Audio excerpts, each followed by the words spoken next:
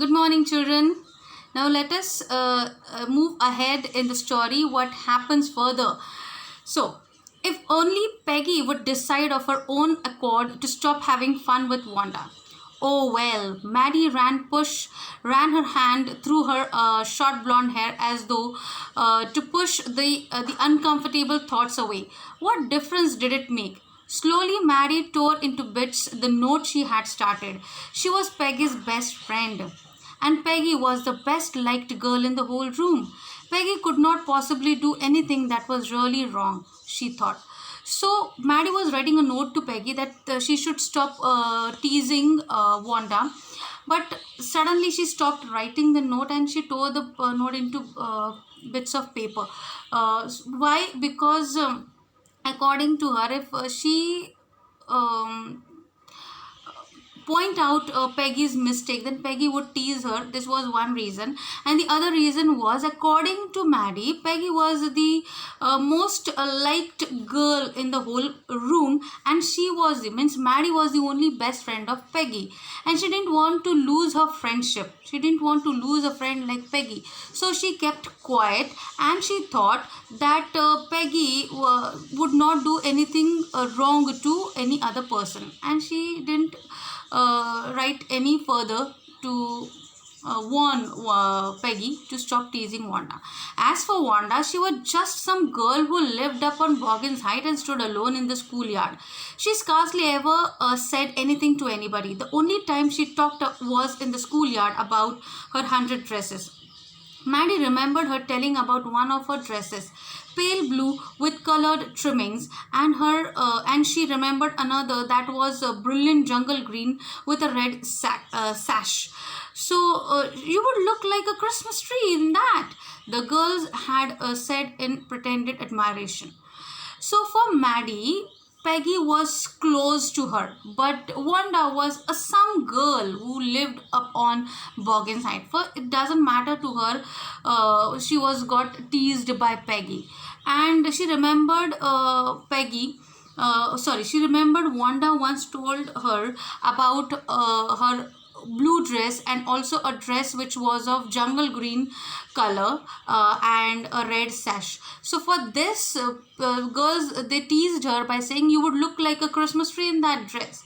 So these kind of thoughts came in Maddie's mind. Thinking about Wanda and her 100 dresses all lined up in the closets, Maddie began to wonder who was going to win the drawing and coloring contest. So the next thought which came to Maddie was the drawing competition, okay, and who would win it? For girls, the contest consisted of designing dresses, and for boys, of designing motorboats. So probably Peggy would win the girls' medal. Okay, Peggy drew better than anyone else in the room. At least that's what everybody thought. She could copy a picture in a magazine or some film star's head, so that so that you could almost tell who it was. Okay, oh, Maddie was so sure Peggy would win. Well, tomorrow the teacher was going to announce the winners. Okay, then they would know.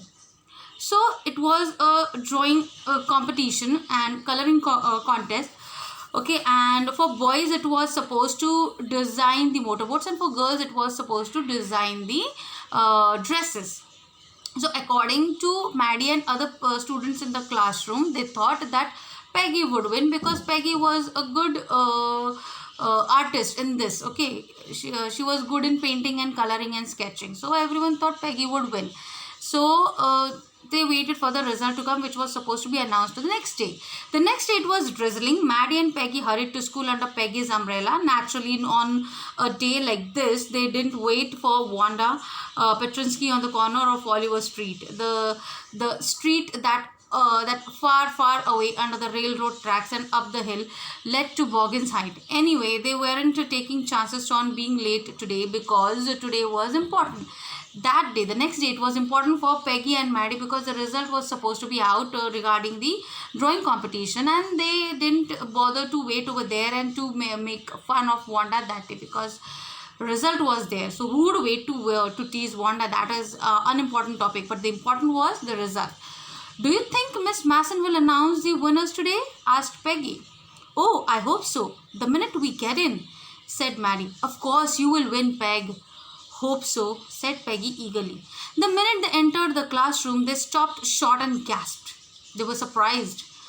There were drawings all over the room, on every ledge and windowsill, dazzling colors and brilliant, lavish designs, all drawn on great sheets of wrapping paper. There must have been a hundred of them, all lined up. These must be the drawing for the contest. They were. Everybody stopped and whistled or murmured admiringly. As soon as the girls entered their classroom, they saw nearly hundreds of sketches were displayed all around. And these were the drawings which were for the contest. Okay. As soon as the class had assembled, Miss Masson announced the winners. Jack Beggles had won for the boys, she said, and his design for an outboard motor was on exhibition in room 12, along with the sketches by all the other boys. So the winner among the boys was Jack Beggles, and his drawing was exhibited in room number 12 along with other drawings. So the boys' winner's name was announced. Now what about girls? As for girls, she said, although just one or two sketches were submitted by most, one girl and room number 13 should be proud of her. This one girl actually drew 100 designs, all different and all beautiful. In the opinion of the judges, any one of the drawing worthy of winning the prize. I am very happy to say that Wanda Petrinsky is the winner of the girls' medal. Unfortunately, Wanda has been absent for some days and is not here to receive the applause that is due to her. Let us hope she will be back tomorrow.